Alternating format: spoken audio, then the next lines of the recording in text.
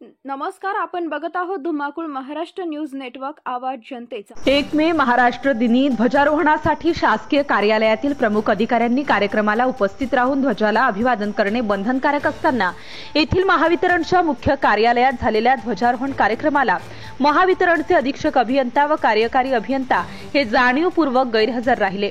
यासोबतच महावितरणच्या विविध कामांमध्येही त्यांनी गैरव्यवहार केलेले आहेत। या प्रकरणाची सखोल चौकशी करून अधीक्षक अभियंता व कार्यकारी अभियंता यांना सेवेतून बरखास्त करावे अशी मागणी सामाजिक कार्यकर्ते चेतन इंगोले, विजय लाडूकर यांच्यासह इतरांनी 15 मे रोजी जिल्हाधिकारी तथा महावितरणच्या अकोला झोनचे मुख्य अभियंता यांना निवेदन देऊन केली आहे। धुमाकूळ महाराष्ट्र न्यूजसाठी वाशिम जिल्हा प्रतिनिधी दिलीप अवगण पाटील।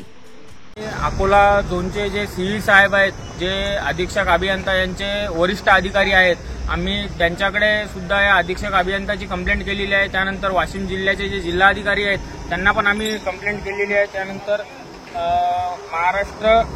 महाराष्ट्रचं जे प्रमुख कार्यालय महावितरणचं मुंबई येथे आम्ही प्रकाशगड तिथे पण आम्ही त्यांना पण ही कंप्लेंट त्यांची करत आहे आणि याच्यावर लवकरात लवकर ऍक्शन होऊन लवकरात लवकर या अशा अधिकाऱ्यांना लवकरात लवकर निलंबित करण्यात यावे, आमची अशी सर्वांची मागणी आहे।